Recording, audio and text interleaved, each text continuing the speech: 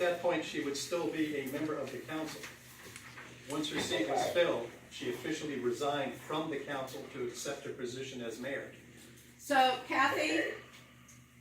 Okay, so for until the seat was filled, we would have to go back and fix some things. Yeah, I think, what was that, Review some things. September 2nd, 18th? Whatever date I took over. So James, you would be vacating your seat? No, because she officially resigned to accept the position. See, even though this is labeled a council, she can't keep her butt in two places at one time. So, to accept that position, you have to resign from the council, because you're defined separately in the Are you statute. guys all talking or can I talk? Go ahead, Kathy. Thank you. So, I recognize that, there is the sense that we would like to, put Judy back into a counselor position and remove her from mayor. But I think really what we're doing is dancing around the real problem. It is not easy to do what Judy has done. And while I don't agree with everything or the way in which she has done things, I think we all need to recognize that this is all part of a bigger political kind of thing that is going on, and we just need to take a breath. I agree that I would like Judy to have the opportunity to sit back into her council seat and put someone else as an interim mayor for this next month and a half. But the bottom line is here, for me personally, what I believe needs to be done is not having Judy replaced, but I think what we're talking about is possibly going into executive session and talking about censure. It's not the job she has or has not done. It's the reflection that she has upon the community that I think everyone is reacting to. She's doing the best she can. Perhaps it's not what we want, but I don't think it's fair to make a big hubbub about pulling her off right before the election and before January is going to roll around. Judy has never desired to be the mayor, in my opinion. She got stuck into it, maybe for her own doing, maybe not, I don't know. But she has done whatever it is she can to do the right thing. We may not agree with it, we may not believe that she's doing it in the way that she should do it, in the manner that we would like to have our citizens talk to, but that is up to her to do. And if you don't like it, then your job is to censor her, not to remove her. Okay. Anybody else? Yeah, I disagree. I think that the proper course of conduct for this council is to remove her from the mayor's chair. The council voted to put her there, the council can vote to remove her.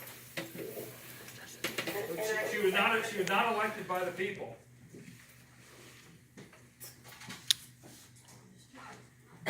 So, to answer Josh's questions, there are several Rule 47s, and they all refer to minutes to correct after approval or to amend something previously adopted. So it's basically, he's thinking of a motion to reconsider or recall. Well, we have a motion in front of us right now to vote on. Louis? May I enter on discussion? So, I understand that Councilor Carl has issue with our current city attorney.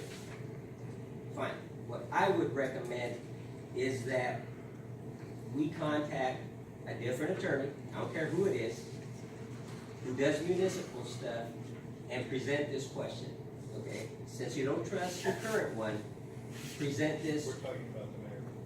Right. Present this question, this motion you want to do, and present it to a different attorney and let him look at it.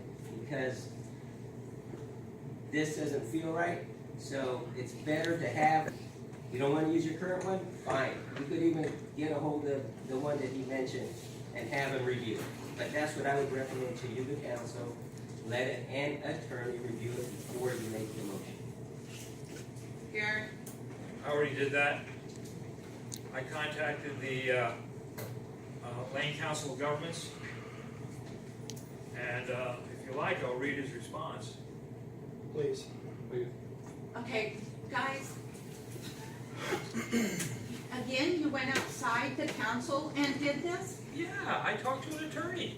I'm allowed to do that, Judy. In fact, Louis just said, like, we should do it. I already did it. Now you don't wanna know As what a he said? council, he was recommending it. But you've already done it. Go ahead. You've already did it. Outside the council. What it comes Again. down to is, what it comes down to is,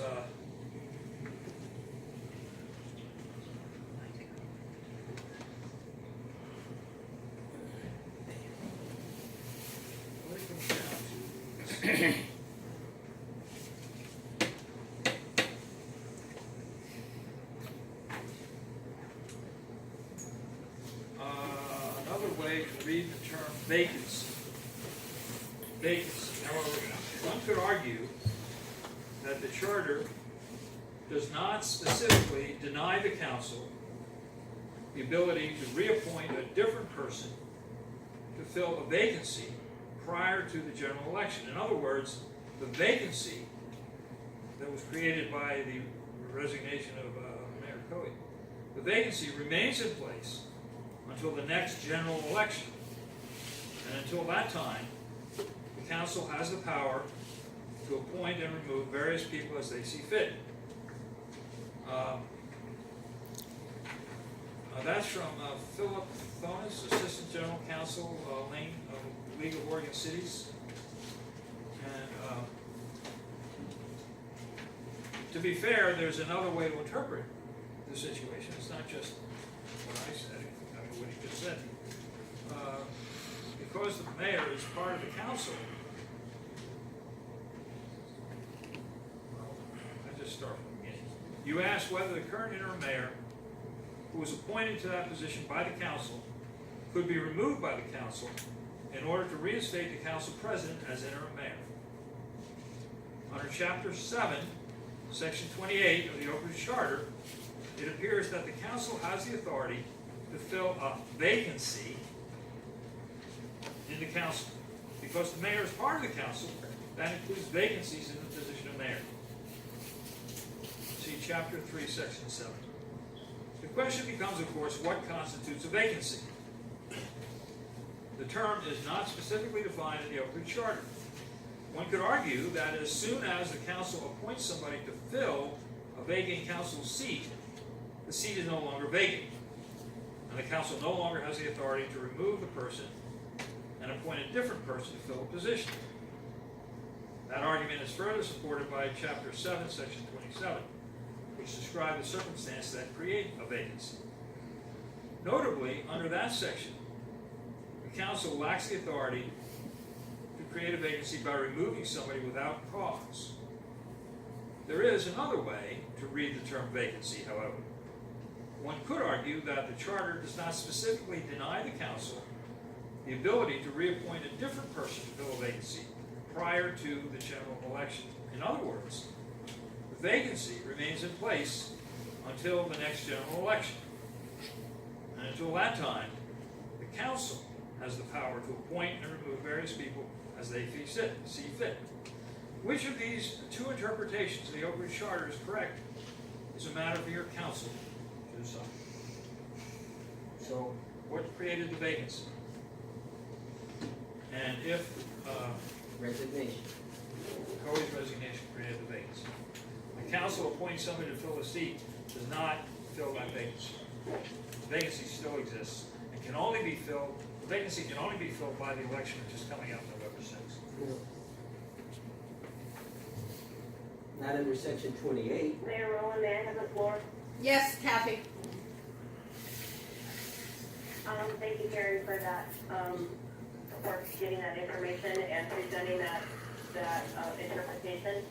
I believe that, earlier this summer, when I returned from vacation and gave the council an opportunity to correct the mistakes that they had made, and I do view it as a mistake. We failed to do that at this time. I believe now, listening to this interpretation, both of them, I believe that's pretty straightforward and pretty accurate. I would encourage us all to move forward with this, and I would be in favor of putting, returning Judy back into the council and having, our council president step back into the role of filling the vacancy made by the absence of the mayor. There is no current vacancy in council for her to return to, and it's Mr. Appin has taken that position. No. Who's the council president? There would be when Gary moves into the I other go there, position, that would be a vacant spot. Louis? May I read section 28 of the charter, please? I really. Gary, I- he has the floor. I object to the city administrator interpreting our charter for us, I'm sorry. He's not interpreting it, he's gonna He read suggested the, that we contact a lawyer, and I did that, and I read you the lawyer's opinion. Mayor? may I? yes, you may have the floor. Filling of vacancies. And this is out of the charter. A vacancy in the council shall be filled by appointment by the council. The appointee's term shall begin immediately upon the appointment and shall continue until the beginning of the year following the next general biennial election until a successor is qualified and a successor for the unexpired term shall be chosen at the next general biennial election after appointment. During the temporary absence from the city for any cause, the office may be filled pro tem. So, basically, the way I read this is, once you appointed the person, they're in there through up to the election, up until you get your new mayor in January. Well, I disagree with you, and so does Attorney Philip Tonis from And- League of Oregon Cities. There's two ways to interpret vacancy, Louis, and you're choosing to interpret it the way you want it to be, and I'm choosing to interpret it a different way. That's all. Well, And you're not on the city council, so you don't get to have a vote here. Plus, I don't know what law school you went to, but I'm willing to let two attorneys argue it out.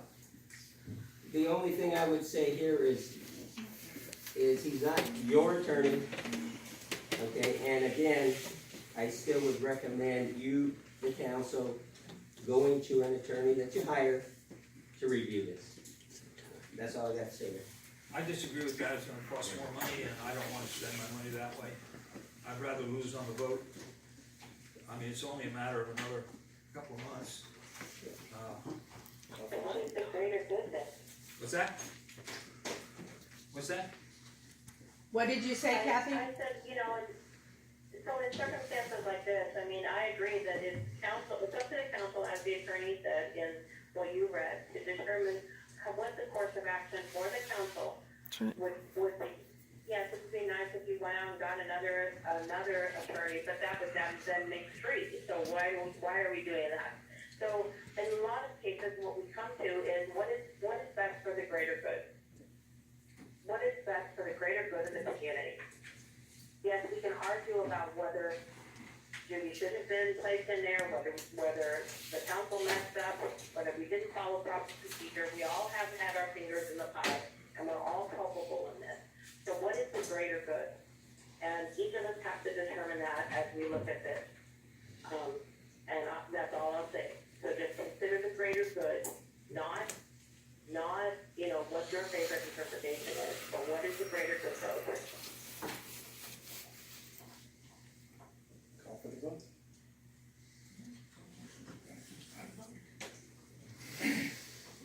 Call for the question. Mayor Woolen? No.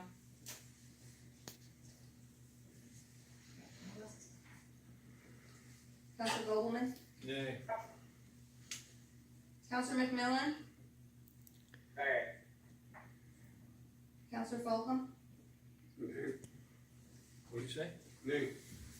Counselor Affleck? Aye. Counselor Carl? Aye. Counselor Holston? Aye. 4-3. 4-3. Motion fails.